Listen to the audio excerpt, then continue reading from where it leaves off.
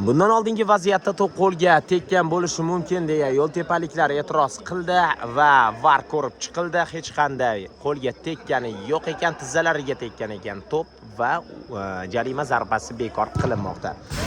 Hozir yo'ltepaliklarning hujumi, darvoza tomon berilgan zarba yana noaniq. Darvozabon to'pni o'yinga tashlab beradi. Himoyachilar oldinga uzatma, biroq hech kim yo'q. Mana endi yo'ltepaliklar oldinga o'tib ko'rishadi, oyoqlariga zarba beryapti. Eshitildi ham, menimcha kartochka ko'rsatiladi. Ha, sariq kartochka ko'rsatilmoqda. Oyoqlariga tepdi-da ochiqchasiga. Ko'rib turibmiz va e'tiroz ham bildirmoqda o'yinchi. Biroz e'tirozlar, biroq e'tirozlar qabul qilinmaydi. Hozir himoyachilar to'pni qaytarib yubormoqda. Yaxshi o'tib ketdi. Chap qanotdan uzatma, biroq o'tmay qoldi. Yana zarba ko'ramizmi? Yo'q. Himoyachilar yaxshi o'ynayapti. Nimagadir yo'ltepaliklarning uzatmalari o'tmay qolyapti hozir. Avtogolmidi? O'tib ketganda, o'tmaydi menimcha darvozabon. Shay holatda turgandi bunday vaziyatda. Xato, darvoza tomon berilgan zarba. Yo'ltepa himoyachisi hozir nimalar qildi maydonda?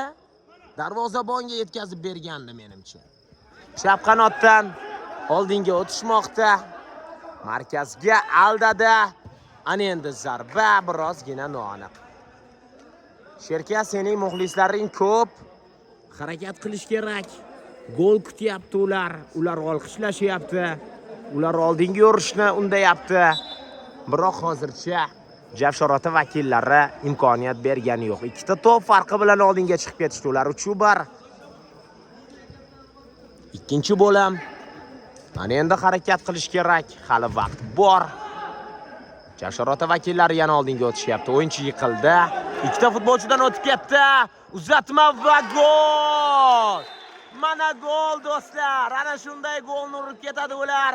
Ochiq qolgan darvozabon bunday vaziyatlarda albatta oldinga chiqadi, lekin darvozaga tepgani yo'q. Bo'sh turgan o'yinchini ko'rdi, tashladi ochiq qolgan darvozani. Shundoqqina sekingina ishg'ol qilmoqda. 4-1 qadrli do'stlar. Yomon ketyapti Javshorotaliklar. Ikkita to'p farqi, ana endi yo'ltepaliklarga qiyin bo'ladi. Ana endi ular oldinga o'tish kerak. Javshorota himoyasi shoshgani yo'q, albatta shoshmaydi ham. Ular oldinda yaxshi o'tib ketdi, oyoqlar orasidan to'pni o'tkazgandi hozir. Oldinga 10-raqam ostidagi futbolchi nima qiladi? Uzatma yana o'tmay qolmoqda va to'pni xato sabab chiqarib yubordi. To'p chiqib ketgan ekan. Javshorotaliklar chiroyli harakat qilishyapti himoyadan va uzatma biroz qattiq, to'pga yetib bora olgani yo'q. Yo'ltepaliklar yana oldinga o'tishadi. O'ng qanot. Darvoza tomon zarba va gol. Ko'rmay ham qoldi darvozabon. Hozirgina maqtab turgandim mana shu o'yinchini. Muxlislaring sendan gol kutyapti degandim va urib ketishmoqda. 4-2. Ikkita to'p farqi. Ikkinchi bo'lim. Yo'ltepaliklar endi oldinga o'tishmoqda. Darvoza tomon kuchli zarba. Darvozabon ko'rmayaptimikin mana shu vaziyatlarni? Yoki his qilmay qolyaptimi to'pni, zarbini? O'tib ketdi darvozabondan va ustunga tegib qaytmoqda. Chap qanotdan yana bir hujum. Menimcha uzatmaydi, biroz kuchsiz. To'p nazorati hali ham yo'ltepaliklarda yon chiziqdan o'yinga tushib beriladi. Uzatma darvozabonga. Darvozabon shoshmaydi albatta. Sababi ular oldinda nimalar qildi-ya hozir? Ochiqchasiga to'xtatdi. Mana senga kerak bo'lsa deydigan joyidan bir shingan. O'ziga o'zi qildi-da, nima keragi bor edi hozir? 10-raqam ostidagi futbolchi qizil kartochka olmoqda. Hakamlar 100% haq. Uzatma! Yana darvoza ustuniga tegyapti, bosh bilan o'ynalgan to'p. Yaxshi o'ynadi-ya. Yonyapti do'stlar, yonyapti ya stadion ichkarisi. Ya'ni maydonda. Yana bir kuchli zarba himoyachilarga tegib qolmoqda. Javsharota himoyasi vakillari nima qiladi? Aldab o'tishda xatomi? Yo'q, sheriklariga yetkazib berdi. 28-raqam ostidagi futbolchi o'zi harakat qilmoqda. Birga bir vaziyat, zarba tepadimi? Ha! Mana shunday chiroyli golni uradi. 5-gol. Futbolchilarni ham aldadi, chalg'itdi. Chap oyoqda ajoyib golni urib ketmoqda. 5-2 qadrli do'stlar.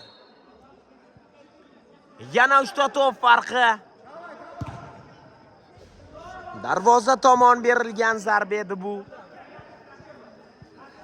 Biroq javsharotaliklar hozircha imkoniyat bermayapti. Xato. Nima qiladi? O'zi aldab yuribdi hali ham. O'tdi. Endi uzatma kerak. Hozir nimaga to'xtatdi-ya?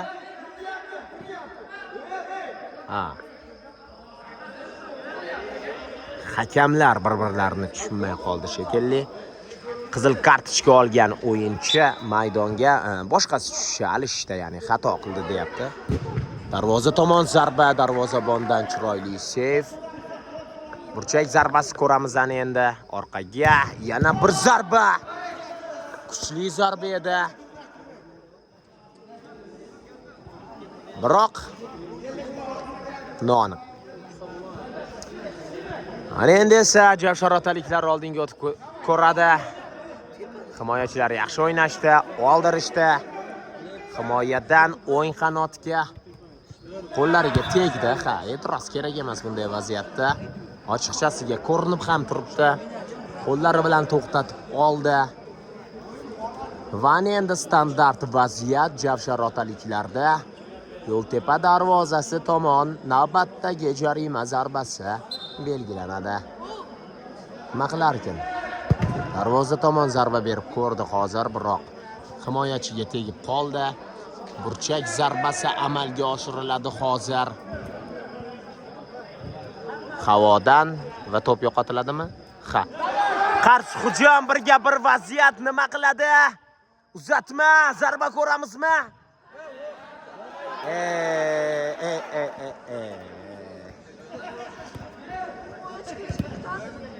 Men sharhlashga ojizman hozir. Men sharhlay olmayman to'g'rirog'i bu vaziyatni. Nimalardir degim keldi-yu, hamayli.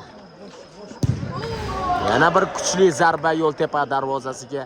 Ikkita o'yinchi bording, aldading, ochiq chiqib ketding, uzatma bergandan keyin tepmaysanmi deydigan odam yo'q. Balki maydon tashqarisida o'tirib sharhlash bizga oson tuyulayotgandir, balki oyoqlariga to'p tushmay qolayotgandir.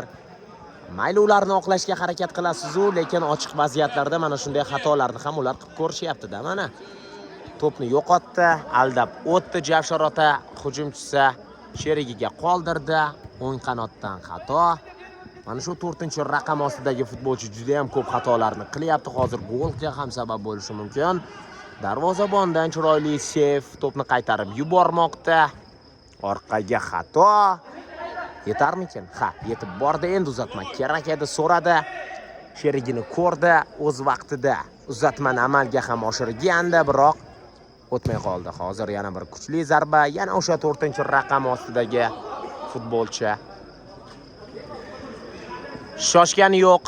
Javsharota himoyachilari sekin oldinga o'tib ko'rishmoqda, darvoza tomon zarba ham berishmoqda. Biroq anchagina noaniq bo'lgan to'pni tepyapti. Himoyachilar nima qiladi? Xatoga yo'l qo'yish ham mumkin edi hozir. Biroq yon chiziqdan aynan ular to'pni tashlab berishadi. Ha. Yaxshi o'ynayapti 2-raqam ostidagi futbolchi. Patkat yaxshi tashlandi hozir. Patkat desa Husanov hammaning ko'z oldiga kelaveradi baribir. Sababi undan juda ham chiroyli ana shunday harakatlarni ko'rganmiz. Nima qiladi? Darvoza tomon mana shunday kuchsiz zarbani beradi. Ya'ni e'tiroz qilmoqda o'yinchiga. O'tsang bo'lardi-ku deb 3-1. Darvozabon bilan birga bir vaziyat va gol. Darvozabon harakat ham qilmay qo'ydi. Nimalar qilyapti Yo'ltepaliklar? O'ynagisi ham kelmay qoldimi ularni? Darvozabon qimirlamadi ham hatto. To'pni qaytarishga harakat ham qilgani yo'q. 6-2. 4 ta to'p farqi bilan yo'ltepaliklar ortda qolyapti. Endi qiyin bo'ladi. Menimcha o'yin taqdiri hal ham bo'lgan bo'lsa kerak. Sanoqli daqiqalar qolyapti. Hozir kurash yana bizni ko'zlashyapti. Va noto'g'ri to'p tashlab berilishi. Yo'ltepaliklar to'pni o'yinga tushirib beradi. Orqaga darvoza tomon kuchli zarba noaniq. Va o'yin o'z nihoyasiga yetmoqda. Yo'ltepaliklar ana shunday alamli mag'lubiyat bilan turnirni tark etadi. Javshorotaliklar esa keyingi bosqichga o'tadi. 6-2 hisobida mag'lubiyatga uchramoqda. Assalomu alaykum qadrli boshqibozlari. Siz guvohi bo'lgan Yo'ltepa va Javshorota o'yinini kuzatib bordingiz. Podpisatsiya tugmasini va like tugmasini bosishni unutmang. Sizlar bilan Oltin Ega.